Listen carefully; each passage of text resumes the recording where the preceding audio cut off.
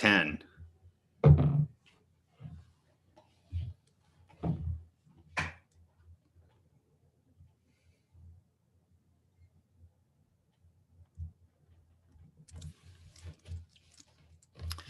Hello, I'm Jeremy Allaire, and welcome to The Money Movement, a show where we explore the issues and ideas in this brave new world of digital currency and blockchains. What a week for crypto. I don't think we need to say too much about the astounding growth and momentum in cryptocurrency globally this week. Obviously, a good timing for any conversation about crypto, but this week I want to really try and take a wide lens on what's happening in the crypto world, what the impact of crypto is on the world, the sweeping impact I think that it's likely and already having on social, political, and economic systems. I want to talk about the role of Bitcoin versus potential new forms of synthetic global fiat stablecoins, and ultimately, how can we preserve the core economic freedoms that inspire and underlie crypto today? A lot of big themes, and to join me this week in those conversations, we have a tremendous individual, Michael Casey, who is one of the, I think, strongest big picture thinkers in the space. Michael's actually someone who I met quite some time ago when he was just starting to explore the kind of crypto space, and he is currently the Chief Content Officer at Coindesk, previously a special advisor to the MIT Media Lab's Digital Currency Initiative, author of The Age of Cryptocurrency, and he's a veteran reporter on global macro and financial markets from the Wall Street Journal. Very, very excited to have Michael with us today. Hello, Michael. Hey there, Jeremy. Great to see you. Here. Yeah. It's always fun having a conversation together, and I think our history of conversations goes back 7 years to December of 2013. I like to start these conversations, just usually on a slightly personal or individual note, and I know a little of this, but I think the audience would be interested to hear about your journey into crypto. And, I've always thought of you as one of the very, biggest big picture thinkers about the impact of all of this on the world. And you continue to do that so effectively in what you're doing today. But would love for you to just share a little bit about your journey. Yeah, and I maybe you do know a little bit of this story because in fact, you played a bit of a role in it. So happy to talk about it. I was a journalist at the Wall Street Journal. I, was running a group called the DJFX Trader. It was a foreign exchange trading news service. There was the Journal and Dow Jones had set it up, and so I was the currency guy, and I'd sort of spent a lot of my time writing about macro themes. I'd lived in Argentina for 6 years. I was, I'd read about bonds, debt, and currencies. That was my big thing. I just remember it was the Cyprus crisis, right? In mid 2013, and suddenly this thing Bitcoin emerged on my radar. I think I'd read about it in different places and thought that's just too weird. I don't know what that is. And then it popped up, and I was just, what is this? And so immediately in the ill-informed mind, it's like tulip bubble sort of conversation. There's nothing valuable there. What is this thing? I wrote a column that I think was pretty ordinary. I looking back, I cringed looking at it. Oh my God, how out of touch is this thing going to be? In retrospect, it isn't quite as bad as I imagined it, but it was certainly very, really, really rudimentary. And I think I basically said this thing is probably a flash in the pan, and you'd be advised to ignore it or something like that. And then you and a few others, I think maybe you guys reached out to me, and you basically had seen that I'd written it, and then set up a meeting. And it was a gathering of journalists who I think who are just sort of dabbling in this stuff. And we had a dinner, and you brought along a few folks there. Yourself, Barry Silbert was there, who now owns the company that owns Coindesk, and so I kind of work for Barry now, which is interesting. And although very, very important to stress, as we always do, about the church and state independence of Coindesk. Right. He's also a significant investor in Circle. So right, yeah. We So both have we all know where these disclosures have to come. But Barry was there. Raj Date was there, which was really interesting to me. He just, I think, ended his role as the interim head of the CFPB that Elizabeth Warren had created. And I was like, what? I thought this was sort of a crazy libertarian thing. Why would a guy who's, be working with Elizabeth Warren involved in this? I can't remember if it was Mickey Malka there, or was it Jim Breyer, or there was some other. Jim Breyer, yeah. Jim Breyer, right. And then, so there was a number of players, and they were legit. You had this, rich history of entrepreneurship yourself. And I was like, wow, these guys are kind of serious. What are they what are they dabbling in this strange technology for? So anyway, that was the first part of it. But then as the conversation progressed, one of you, and I think it might have been Barry, just started to talk about the relevance to the developing world. And because I'd spent 6 years in Argentina, and I'd spent so much time trying to get my head around why Argentina fails. Why does it have a crisis every 10 years? Why does it have debt blow-ups? I'd spent ages writing about the debt restructuring at the time, and I'd sort of realized that it was an institutional problem, that they had this core breakdown between the society and its institutions. And I'd written quite a bit about it, and I thought I had a pretty sophisticated take on it. But it never occurred to me that you could think about money outside of a structure in which government would run it. So my analysis was always, well, they've got to fix government. They have to get good institutions, and they have to get rid of corruption and everything else. And I realized that was almost impossible, because there was this vicious cycle. They sort of essentially make the government debt healthier. In a sense, is what you're doing. That's it. So you just need better politicians, right? And I recognize that was really hard, because they had this vicious circle where corruption in society, corruption in the government just sort of bred upon itself. Nobody paid their taxes because they didn't want to pay a crook. And so the thing was a constant struggle. And it meant that then they would always resort to these crises and bring in capital controls and everything else, right? And then suddenly, it was just showing me that, no, this is all about having a protocol that nobody could interfere with, that would then run this system underneath it, and that this would grapple with this problem of trust. Yeah. And I was aware that there was this sort of problem of lack of confidence, lack of trust in institutions and everything else, that now we can build something that would potentially live outside of that. That is when, as British and Australians say, the penny dropped, right? The light bulb went off. I was like, oh, I now have a context within which to understand this. And that's why, when I wrote The Age of Cryptocurrency with Paul Vineyard and others, had a whole chapter in there about my experiences in Argentina. Yeah, it's like the lead-in, I think. Right? Yeah, it began in the story about Afghanistan, but it was very early in the book. Yeah, it was a way. I use it as a framing to talk about, trust and society, and the sort of the core issue of money as being this social covenant, between the issuer, in that case, the government, and its people, and that this is a different way to think about that. So.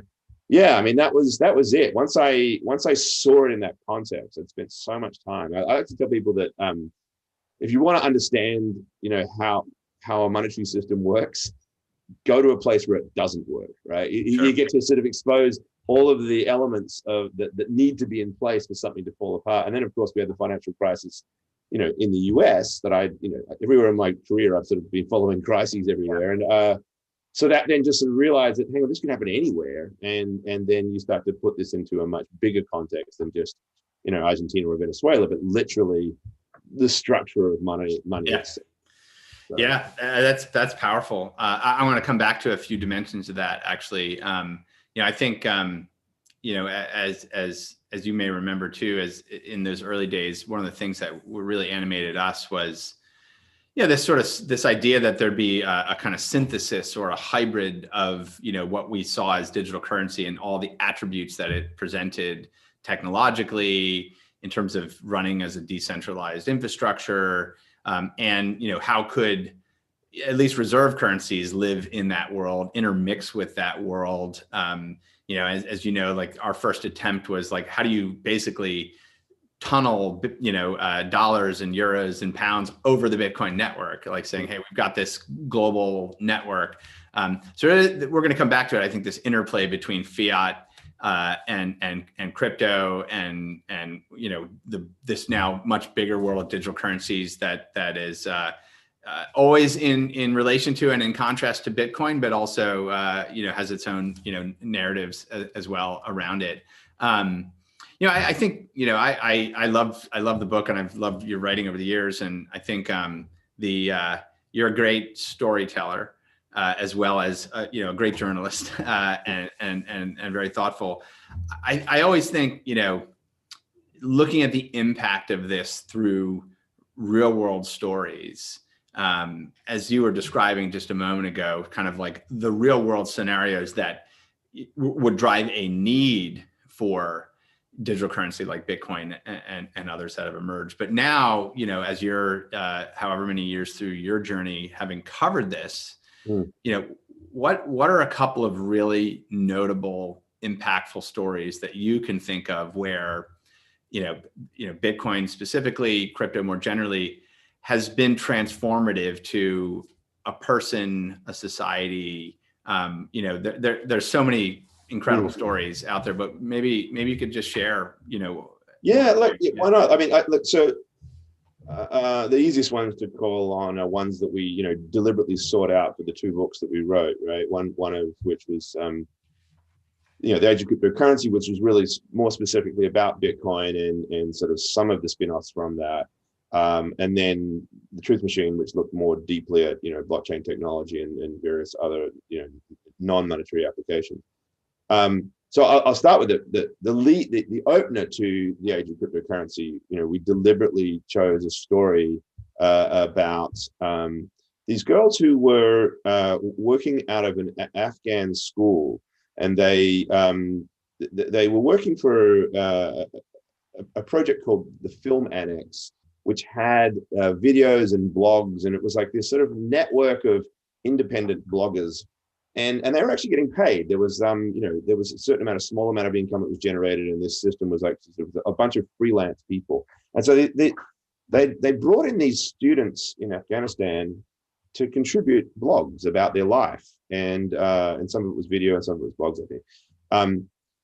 And Francesco Rulli, who was the CEO and founder of that, figured, how am I going to get money to them? Because if I'm going to pay them, you've got this patriarchal system, right? Where you just sort of wire them money or send them a check or whatever. They can't get a bank account. They have to go to the bank with their dad or with their brother. There has to be a man involved in that system. Yeah. And so this was a mechanism to empower them by sending money directly to them. And I thought that was really, really powerful, because you recognized the intermediary there, the bank, and then the opportunity that an intermediary brings for other power structures to come in and take charge of that, right? You substitute, the dad or the brother for the government, right? Or for some sort of KYC regime, or whatever it is. Yeah. There's the Chinese government or the Venezuelan government, whatever it is, there's an opportunity for that power structure to intervene when there is an identifiable, and controllable intermediary such as a bank. Yeah. So the idea that to me was a really powerful way to talk about the power of peer-to-peer exchange, because you just remove that capacity. So that was I think it was really important. When I think a lot of people who have read the book, felt that was a great way to start it. And then the other example I want to use is the story that we told at the end of The Truth Machine. And this was sort of the play on this concept that I think is really powerful as well, about a blockchain as an immutable record of history. Yeah. And if you take the word history and you start to build that into it as something about, hey, throughout history, the stories that get told about ourselves are things that have always been manipulated by the usurpers, right? The next regime comes in, and the first thing they do is they burn all the books, or they shut down the library, whatever. Like and throughout history, that's just been an element of control, right? Pol Pot goes back and sets the year back to zero, right? And the internet started to change that, obviously, and then blockchain is sort of like the next level. Yeah, and the internet did start to change it, but yet we still have these vulnerabilities, right? We know that there isn't the permanence to it. There are these servers that show down. I mean, I used to have a blog when I wrote my first book, back in 2009. The book was called Che's Afterlife. It's about the image of Che Guevara, completely different sort of circumstances. But I just forgot to maintain it. The host went down. Right. There's a way back machine that I have to go. It's really, really frustrating. But the thing that's really interesting about this, right, this idea that now there is this permanent record of history, right? And yes, it's all in hash form and so forth, but you have this mechanism. So I started to just explore that as a concept and looked at the there's Bitcoin graffiti as a service, right?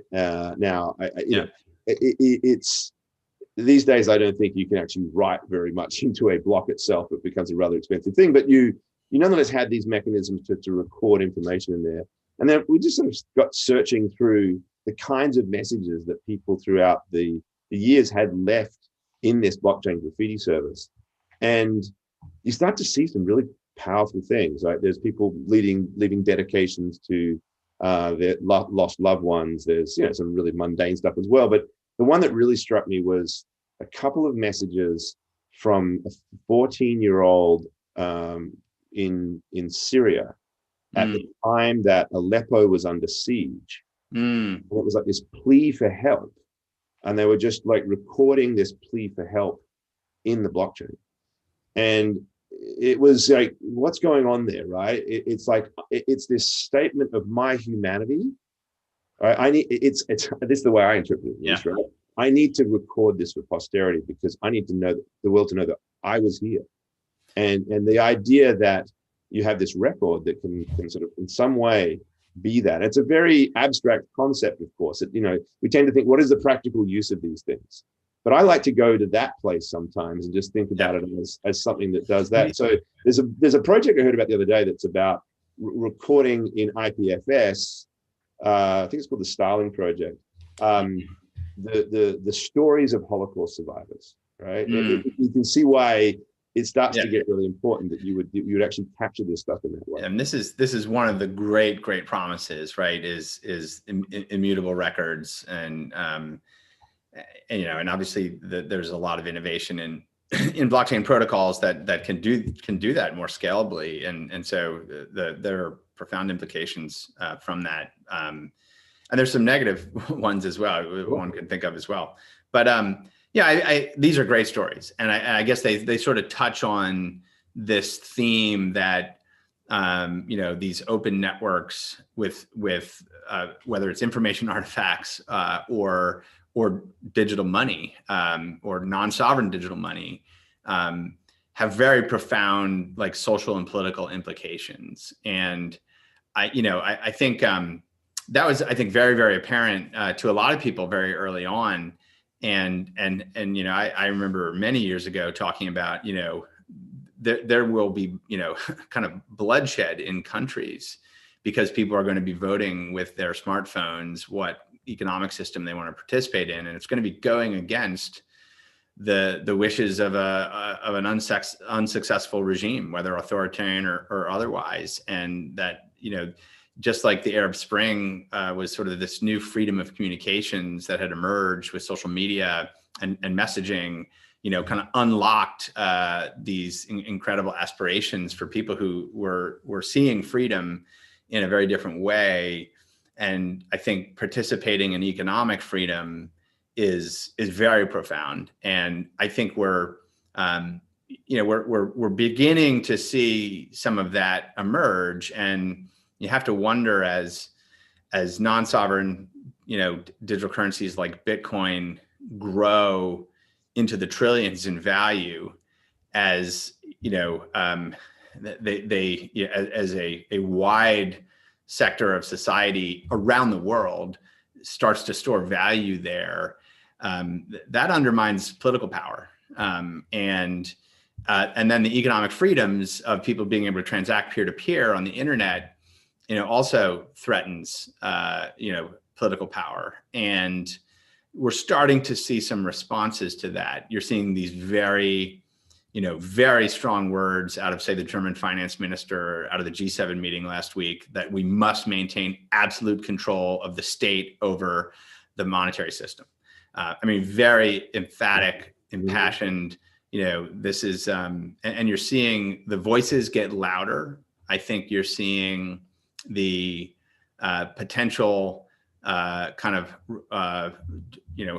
rules by fiat, not the fiat money, but the fiat as in like, do what I say, emerging, and this sort of tension. And you can see a world where, political sovereigns do not want those young girls in Afghanistan to have the ability to transact directly. They want everybody to be observed, and identified and authenticated by a financial institution. And we're really starting to run up against that. And I'd just love to hear your thoughts on,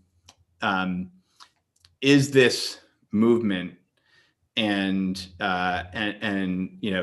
those that value these digital bearer assets going to increasingly run up into conflict with governments and some of these established political institutions? And I'm not just talking about the United States. I'm obviously talking about everywhere in the world, and in a lot of places where potentially, sovereigns are failing financially. One could argue that almost every sovereign is failing financially by some measure these days. But what do you see happening? What do you see happening? Well, it's such a huge question, right? Because I think that this is the biggest of big picture stories. I mean, you're absolutely right. I mean, money is about power, always has been. The sovereign and money have been intrinsically linked for millennia, and therefore, we've got this, modern monetary theorists out there that sort of tell us that there's only way that money itself is defined by a sovereign, right? And I don't think that's the case. I think money is a tool. It is a system of exchange that society generates, and inevitably, therefore, it intertwines with the sovereign. But the big question then is like, what are we talking about then? Is there a new concept of what the sovereign is in a sort of a decentralized, open, internet-based digital world? Right. We can't really separate. Right. And this isn't just about money, right? It's about the challenge to the nation state. I mean, let's just talk. Yeah, exactly. This is where people no one wants to go there because like, oh, that's just ridiculous, right? And it is. These are the most powerful institutions in the world. But look, it's an imagined concept, right? I studied at Cornell under Benedict Anderson, who was this brilliant political scientist, anthropologist, who wrote a book called Imagined Communities, and he just it's when you realize that we've embedded these ideas into our heads, but they're just imagined, right? There's nothing that makes me any more. there are plenty more people in other parts of the world I have so much more in common with than some guy in Indiana necessarily, right? And so that the nation states are constructs, and therefore the stories and the narratives that go with them have to be really, really powerful.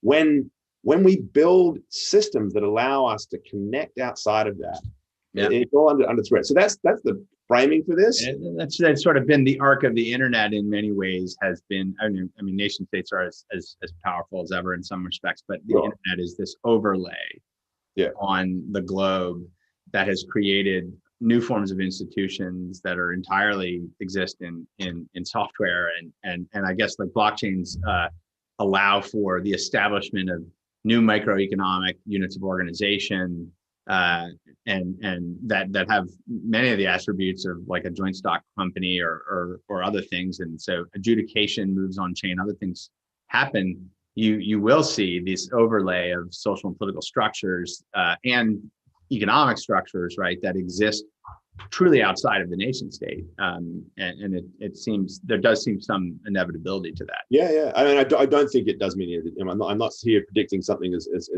huge as that, right? But I do think the tensions that come along these lines will shape geopolitics in particular. So I think one of the things I would, my best case scenario for this, because let's be clear, I mean, I wrote this piece the other day, which I called, Bitcoin, the biggest of big shorts, that you're basically shorting the global financial system in the same way that, the big short against, housing market happened in 2008.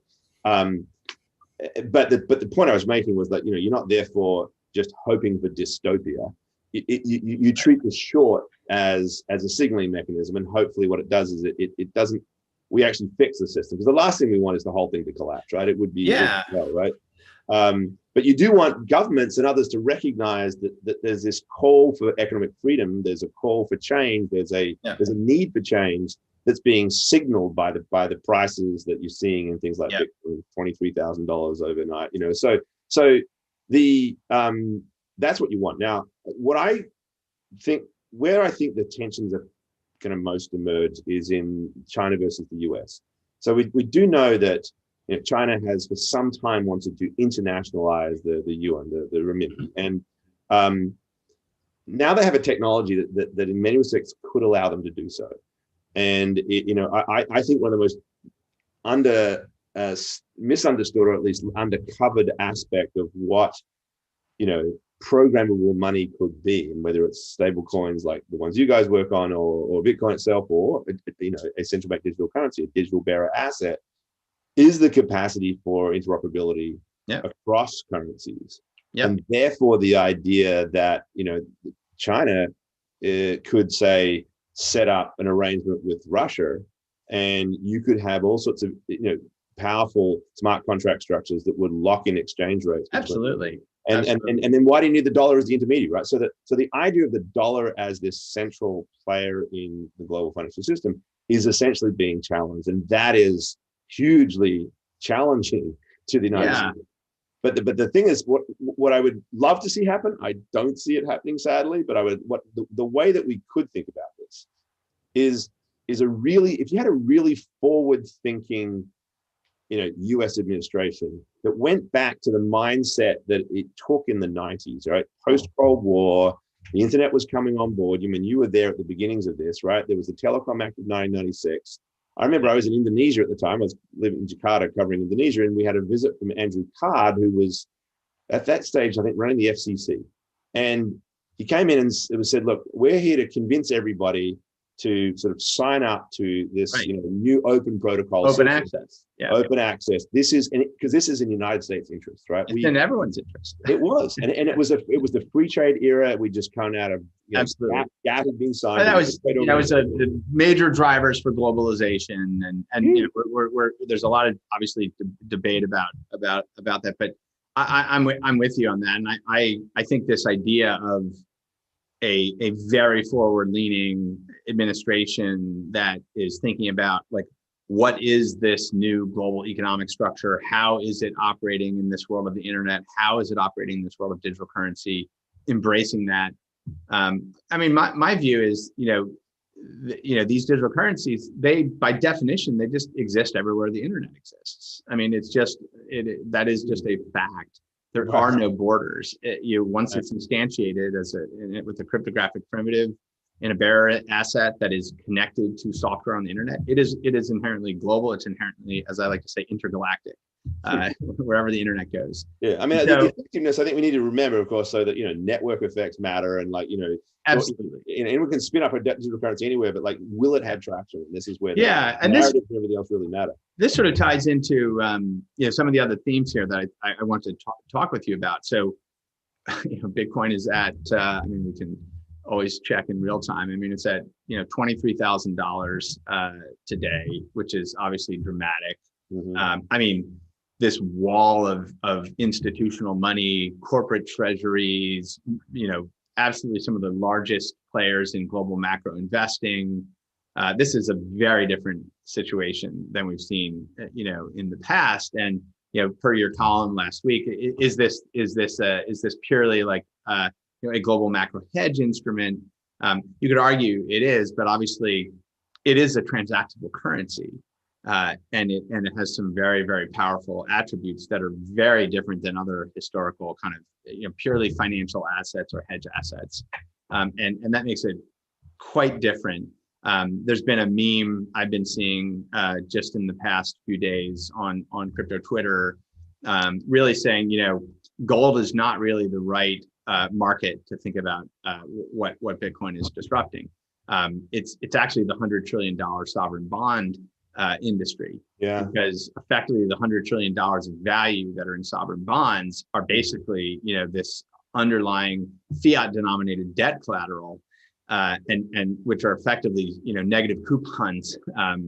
And so like people, that's considered a safe store of value, $100 trillion of a safe store of value. And that's the market that's going to be disrupted. When will central banks start to put digital currencies like Bitcoin on their balance sheet? Obviously, if corporate treasurers are, if financial institutions are, it's only a matter of time. And I mean, they are, in fact, because some of these, nation states are mining for their own account right now. Mm-hmm. And so Iran's doing it, right? Yeah, absolutely. Absolutely. And so, I think it's this sort of reserve currency question. I think, I remember obviously that was a mantra in 2012, 2013, and for many years. Yeah, that Bitcoin could become a reserve currency. It featured in the latter pages of the Age of Cryptocurrency. Yeah, so I mean, and it's certainly something that I believe. I think it seems a lot more credible right now. Yeah, I mean, and what are what is that? What is the are we in the space now? Are we in this space where that's a legitimate conversation? And what are the implications of that for for financial markets, for sovereign debt, for a number of other building blocks that sit on underlying reserve assets? Yeah, I mean, I think we have to remember that it still has to. The scalability challenges are still there. Functionality. There is, whether we like it or not, a need where there are institutions participating in this world for an interface with the legal system. There has to be systems of custody and so forth. Now, whether we change those laws or not and so forth, but ultimately there's a lot that still has to happen to reach that kind of a big enough global scale where you could imagine it becoming this underlying core collateral, core source of collateral. But I think that is, if I now what I think, we all wondered what Bitcoin was going to be, right? I remember when I first writing about 2013, it would just become this thing that people would use to buy cups of coffee and trade, and it would become a form of money. But ultimately, all sorts of challenges to that, transaction fees, confirmation times, volatility, all those sorts of things. And now we're at this point, it's digital gold, and so that just seems like rather boring. It's like, it's just an alternative to digital gold, but it is so much more interesting for the reasons you point out, that it has all of these other qualities and features, and the idea of automated, smart contract based collateral is incredibly powerful. Not only because it removes some of that counterparty risk and all the inefficiencies that come with the existing legal system for how you securitize debt, but also because once you remove all of that legal layer, you are once again disintermediating powerful entities, and so you get the idea that we could collectively perhaps create these whole new frameworks for what is a reference rate, for example, right? Like, is there going to be a yield curve that is entirely constructed by DeFi that so it's a fully decentralized LIBOR? Right? I mean, these are happening organically, right? Right, they are. Now, will they be sort of functional enough? Will the bugs be taken out of the smart contracts? Will there be enough security and all of that? There's so many big questions. But it really becomes very interesting when you think about where does this digital gold narrative go, right? Because then, digital gold itself is like the human reserve asset, right? So you're right in the fact that the sovereign bond market is maybe the biggest disruptor here, but sovereign bonds, or US dollar-based treasuries, are a reserve asset for governments, right? They're held by central banks, and that's the whole point. And that's the starting point for how the rest of the financial system is built. Right. The rest of us, if you're a refugee from Syria and you desperately want to get out of the country, before Bitcoin, you would get gold, and gold is the thing because that's your reserve asset. Right. But now this idea that we could actually have this human-based reserve asset, Bitcoin, that doesn't have an intermediary in the middle of it, but it also has the functionality that you could apply, the existing financial system's rules on top of. Then you start to say, wow, we could build a financial system that doesn't have these institutions in play. Yeah. So it really is very, very big when you go there. I still think we have a long way to go. Yeah, absolutely. I mean, this pathway is still fraught with tensions. Like, who's going to win, right? I mean, is the sort of cypherpunk economic freedom drivers of this? Are we going to build systems that actually allow for a much fairer, more open economic system, or are these huge Wall Street institutions going to get in and essentially dictate the development of this technology? Albeit, the protocol will stay, hopefully at least, independent, because that's pure design. Yeah, I mean, but sort of the on ramps and entry points, the idea that these powerful entities could start to have even more control over that may mean we're talking about a very different concept, once they're in play. Yeah, I mean, there's a lot to unfold there. I think kind of leads to another theme here, which is, what are the hybrid models that can kind of exist here? And so, we've made a big bet on crypto dollars and stable coins, and sort of acknowledging that certainly for the foreseeable future, people are going to take their salaries and pay for rent and buy cookies and milk in their domestic currencies. Cross-border might become fewer currencies as are used today to settle transactions on an international basis. So that could accelerate that. But as one of my friends out there in the industry, Guy Sheffield from Visa, likes to say, stablecoins are a new form factor for a dollar, and this, you get all these attributes of digital currency, bearer assets, global, programmable, efficient. You have all these things, but it's still backed by fiat. It's sort of backed by that underlying monetary policy, the fundamentally like the underlying debtworthiness, creditworthiness of a sovereign.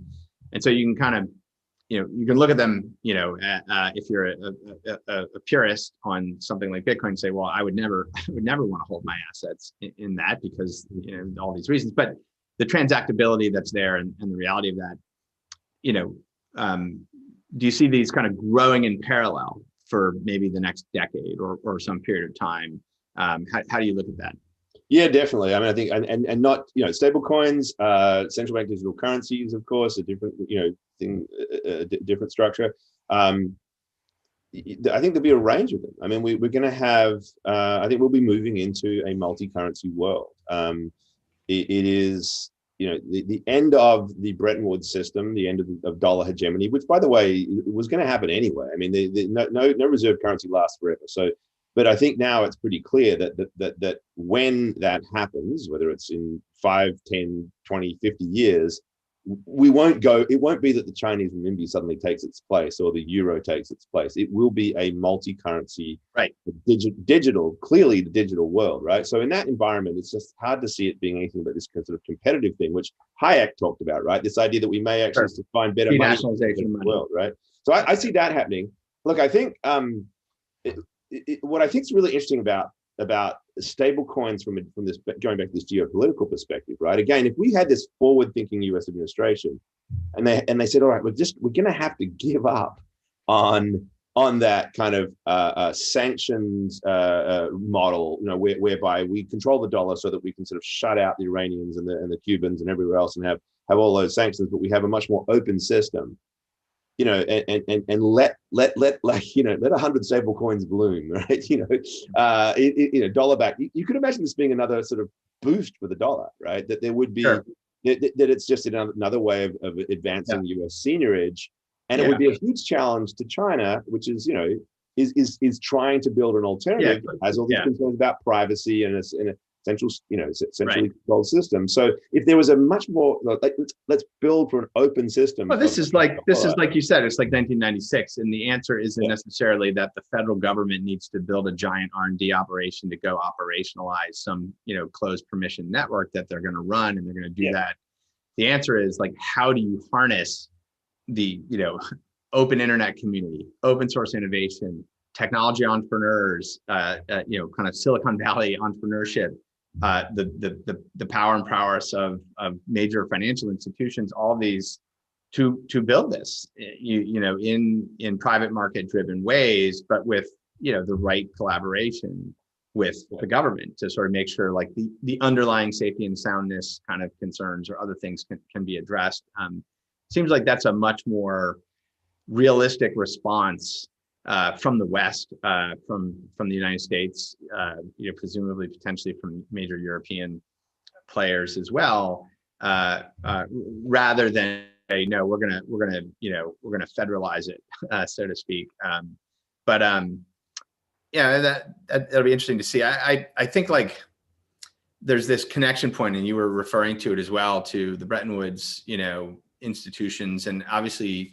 The history of all this is obviously all really interesting, right? Because John Maynard Keynes at Bretton Woods, in that period was, pushing very, very hard post World War II for an international currency that could be gold backed, but that have had the implicit acceptance amongst the leading sovereigns in the post World world, the Bancor proposal. And because the U.S. exerted so much economic and military power, we said, no, it's going to be the dollar. The dollar is going to be the reserve currency, and it's going to be this fixed exchange rate to gold. So it's the gold-backed sovereign currency, global currency model. And that obviously, worked for a period of time, and then multilateralization happened with the changing dynamics of the global economy, and the government went bankrupt in the Vietnam War, and then said, "Oh, fuck it, we're gonna depeg, and now it's just whatever we say the money is."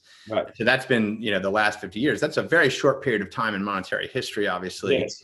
And so I think legitimately now we're in this era where you've got a new potential reserve asset that's better than gold, and you also have this ability for, kind of fiat-backed digital currencies to have massive global reach, very, very easily, which does have these kind of spills over into these geopolitical kind of considerations. And so the real question I have been asking, and you alluded to it as well, is, will this inevitably lead to a new multilateral framework for the monetary system that is grounded in synthetic digital currency, that is actually based on like the SDR proposal, but includes the Chinese yuan, includes the dollar, includes the euro, includes potentially some other assets, but also includes a peg and or reserve ratio of Bitcoin.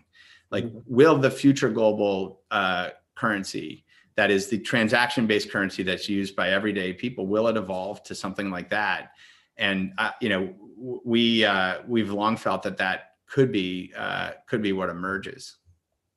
Yeah, look, I look, everything's in play, right? I mean, I think if you're talking about these big titanic shifts in the global financial system, then this stuff has to be part of it. Now, we had Raoul Pal the other day on our podcast. This is the Money Reimagine podcast that we do weekly. I do weekly with Sheila Warren of the World Economic Forum, and so Raoul had really, I think, has made a really interesting insight into what happens when the piper has to be paid from the COVID crisis, right? Where you've got all, and you alluded to it before, but all of these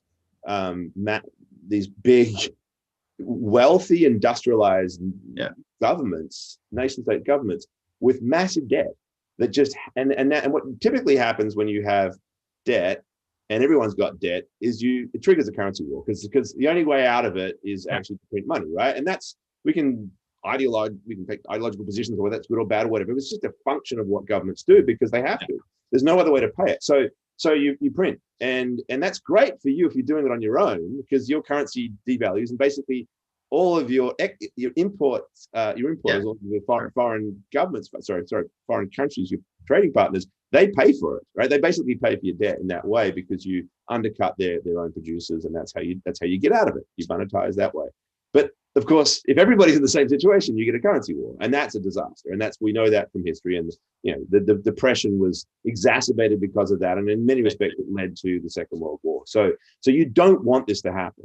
And Raoul was like, okay, so the way out of this is for kind of mass coordinated money printing.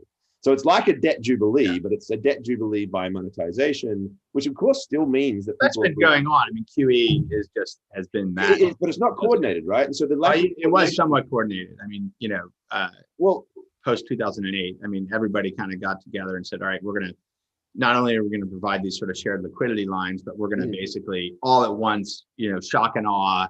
Everybody's going to zero, or everybody's going to whatever it was.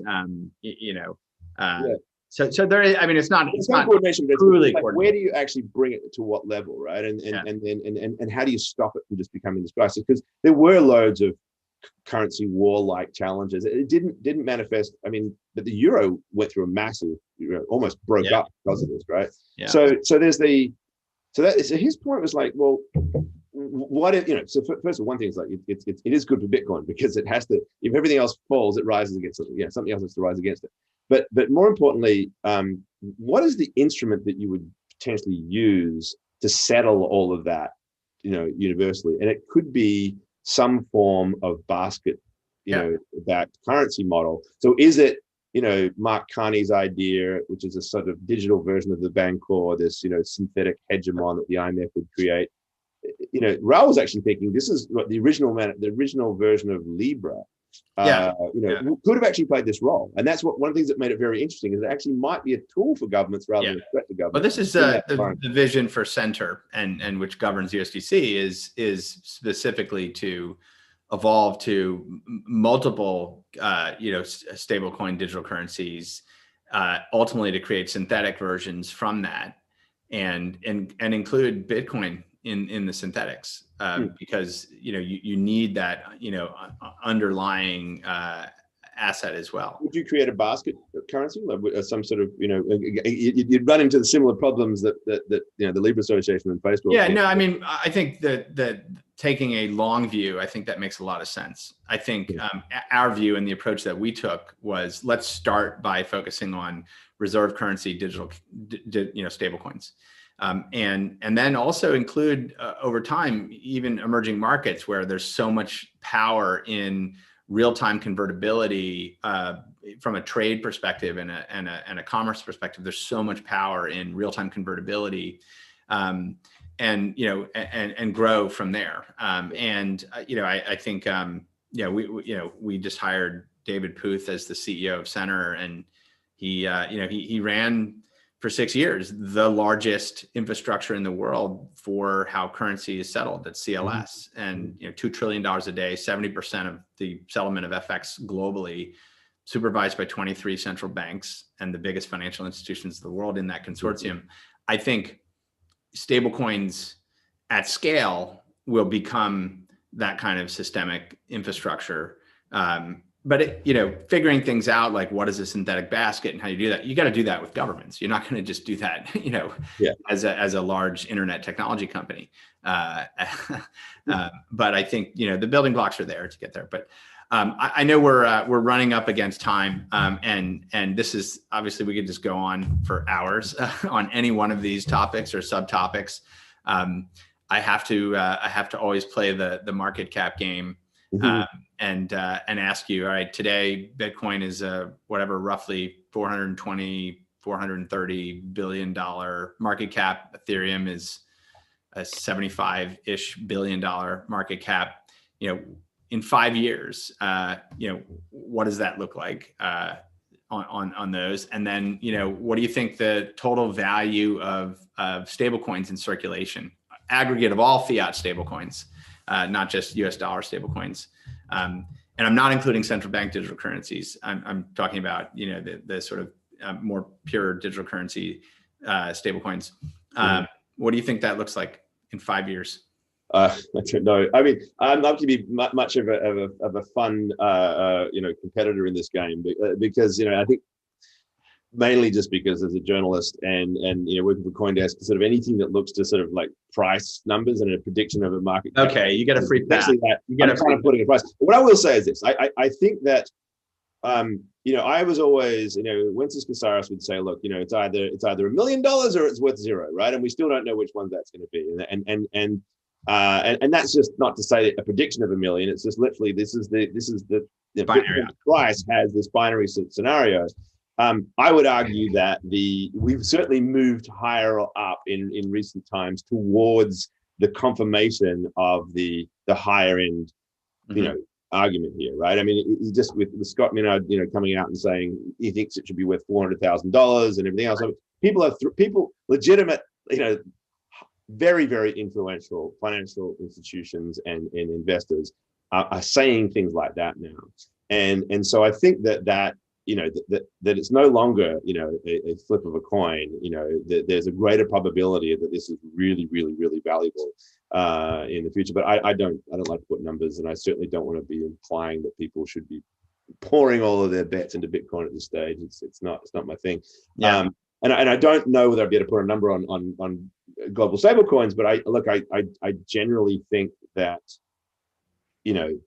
it's people need this stuff, and the more stress there is in the system, and we saw, for example, in the first moment of the COVID crisis that there was dollar shortages all over the world, and so Nigeria and these places had these problems, and that's where Bitcoin became powerful. But there's also been this huge growth of stable coins in those sorts of places. Now extrapolate from those random places like Venezuela and Nigeria into a more global scenario where there is a crisis associated with the dollar itself.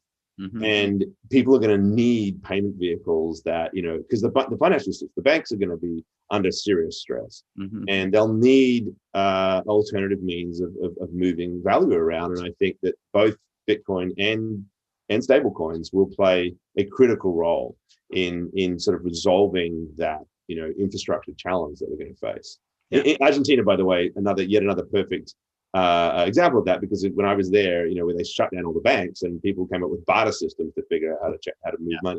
Right. So this is leading to something big. I don't know what the number is, but definitely, it's on a trajectory that's pointed significantly higher. I'm going to confidently say in the trillions.